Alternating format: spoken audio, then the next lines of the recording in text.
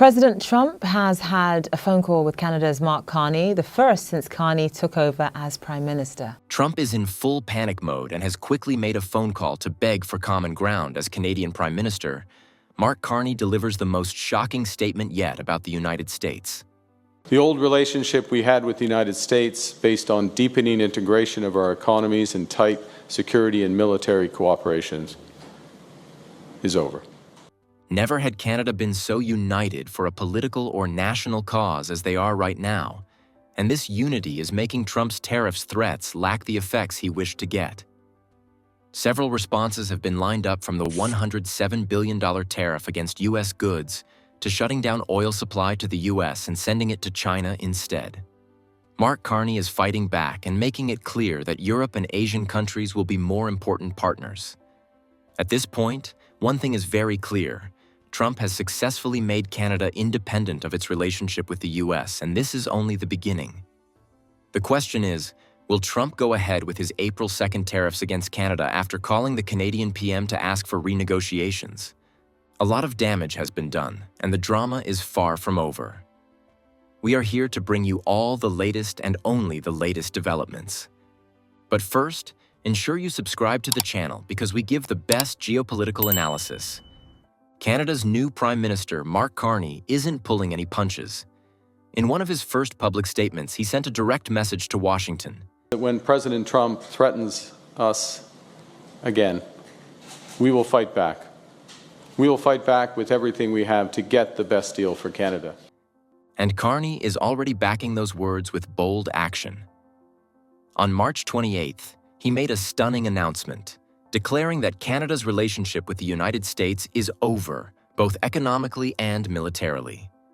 Then, instead of making his first diplomatic visit to Washington, as tradition would suggest, Carney flew to Europe, meeting with leaders in France and the UK. This marked a major shift in Canada's foreign policy and signaled that Ottawa is now looking beyond its southern neighbor for strategic partnerships. The root of the problem is the growing trade war between the two nations. The U.S. has slapped a harsh 25% tariff on Canadian steel and aluminum. This has badly hurt Canada's economy, cutting down the value of exports to the U.S. In response, Canada has hit back with its own tariffs, targeting $30 billion worth of American goods. The situation is escalating quickly, and businesses on both sides of the border are feeling the pain. The tension has gone beyond just tariffs. The U.S. government under President Donald Trump has even suggested annexing Canada, an idea that Carney quickly and furiously rejected. The growing hostility is putting the long-standing partnership between the two countries at serious risk. Carney's decision to visit France and the UK instead of the United States is a clear sign that Canada no longer relies on its southern neighbor. On March 17th, he met with French President Emmanuel Macron and UK Prime Minister Keir Starmer to strengthen ties with the EU and seek new economic and political partners. This could fundamentally shift Canada's position on the global stage. But can the American market really be replaced so quickly? Now let's go back to that urgent phone call Trump made to the Canadian Prime Minister in a desperate attempt to save the relationship. One of the most striking aspects of this conversation is the delay. It took 14 days after Carney was sworn into office for Trump to place the call, which has toned down his threats. This is highly unusual given the traditionally prompt communication between U.S. presidents and Canadian prime ministers. Such a delay raises questions about the priority Trump places on maintaining close diplomatic ties with Canada. Moreover, Trump's characterization of the call as very productive and his assertion that he and Carney agree on many things are vague statements that provide little clarity about the future trajectory of this relationship. Today, President Trump and I spoke on the phone. We had a very constructive discussion, and we agreed to begin comprehensive negotiations about a new economic and security relationship between our two sovereign countries. Historically, Canada and the United States have maintained a symbiotic economic relationship, with a trade volume exceeding $700 billion annually. The North American Free Trade Agreement, NAFTA, later replaced by the U.S.-Mexico-Canada Agreement, USMCA, further cemented economic ties. However, Trump's previous actions, such as imposing tariffs on Canadian steel and aluminum, have already strained this relationship.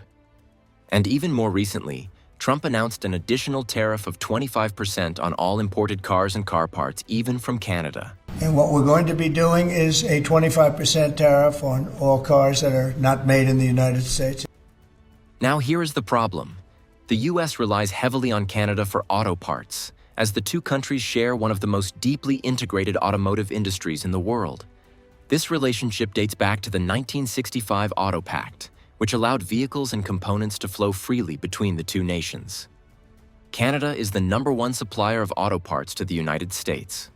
In 2023 alone, it exported over $2 billion worth of parts to American manufacturers.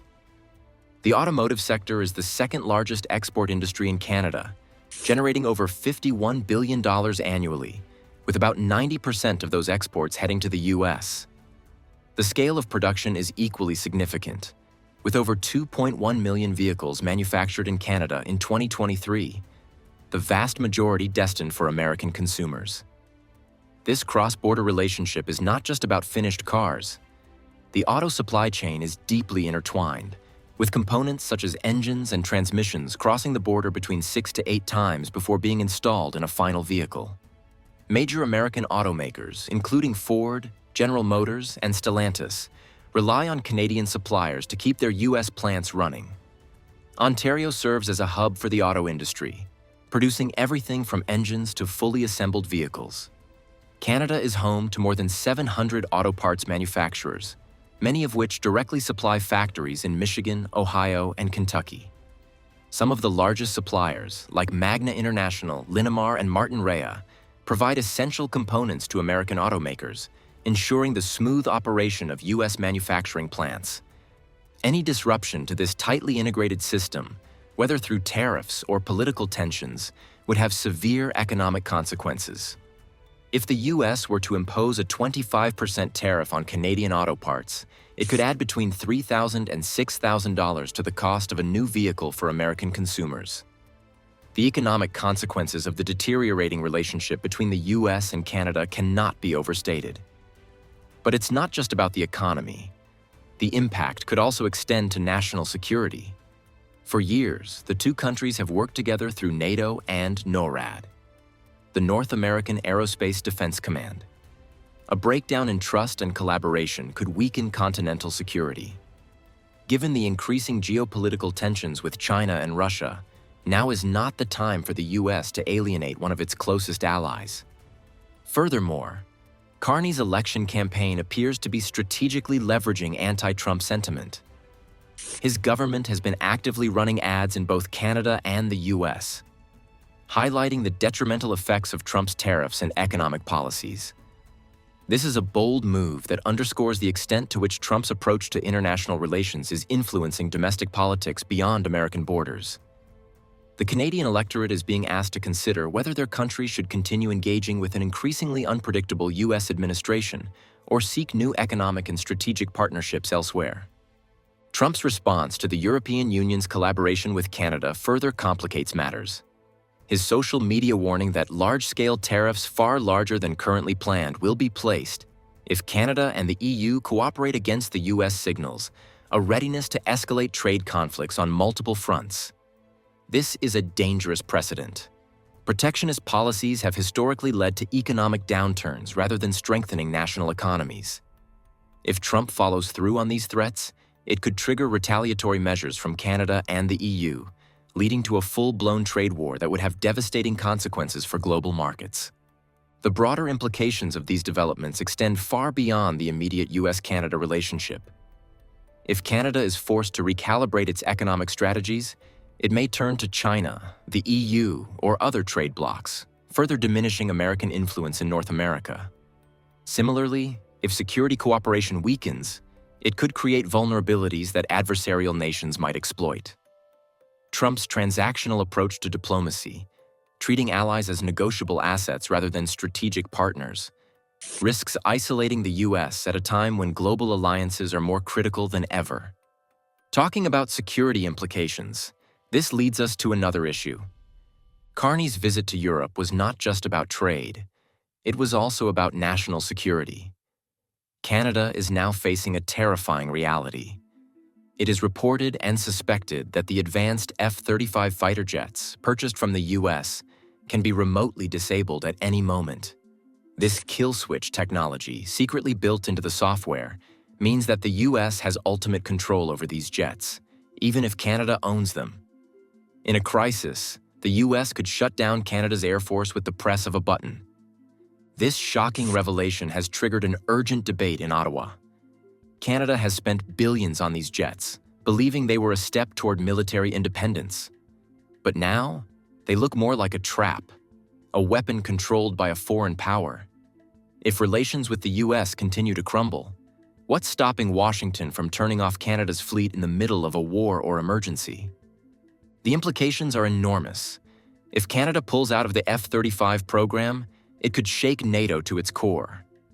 Other countries may follow, questioning their dependence on U.S. military technology. The alliance itself could be fractured, as nations look elsewhere for their defense needs. Could this be the beginning of NATO's downfall? Sensing an opportunity, France has stepped in with a bold offer. Paris has proposed a $15 billion defense and technology deal, offering Canada advanced European fighter jets and military collaboration. If Canada accepts, it will be a major shift away from U.S. defense influence and a massive boost to Canada-Europe relations. The deal could strengthen Canada's military while also reducing its reliance on Washington, a move that could redefine global military power. Meanwhile, Canada is experiencing a huge political shift which is being controlled by Donald Trump's policies. How will this affect the coming election? Mark Carney, the former head of the Bank of Canada and the Bank of England, is now the leader of the Liberal Party. He took over after Justin Trudeau stepped down. Carney has announced that the election will take place on April 28, 2025.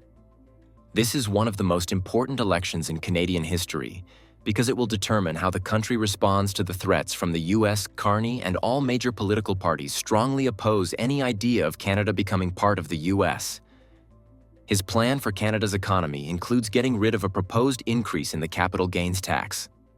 This tax was meant to raise money for housing and social programs, but many believe it would hurt investment and slow down economic growth. By canceling this tax, Carney hopes to attract more investment and boost the economy. Another major part of Carney's plan is to reduce Canada's economic dependence on the U.S. The recent threats from America have shown that Canada relies too much on trade with its southern neighbor. Carney wants to strengthen Canada's manufacturing industry and invest in sectors like clean energy and critical minerals. He also wants to build stronger economic ties with Europe, the UK, and Asia. The goal is to make Canada less vulnerable to trade disputes and economic pressure from the U.S. Canadians are angry. They feel insulted by the way the U.S. has treated their country, and they are responding with a wave of nationalism. More and more people are demanding independence from American influence. Anti-U.S. protests have spread across major cities, and the movement is growing stronger every day. One major way Canadians are fighting back is by boycotting American products. Across the country, people are refusing to buy goods made in the United States. Social media is full of posts with hashtags like the hashtag #BuyCanadian and hashtag #BoycottUSA. Many consumers are using apps like Scanada and MapleScan to check where products come from before making a purchase. This movement is changing the way people shop and forcing businesses to rethink their supply chains. The boycott is also affecting travel. Many Canadians who would usually visit the U.S. for vacations are now choosing to stay in Canada or travel to other countries. This is hurting the American tourism industry, which relies heavily on Canadian visitors. The message is clear. Canadians are willing to use their spending power to defend their country's independence. One thing is clear. Canada is not backing down, and Trump is learning this the hard way. From shutting down oil pipelines to slapping back with billions in tariffs, Canada is drawing a bold red line, and the world is watching. But here's the real question. If Canada can stand up to the US, who might be next? A major update is coming in the days ahead. And trust us, you won't want to miss it. So make sure you're subscribed and have notifications turned on. Thanks for watching, and see you in the next one.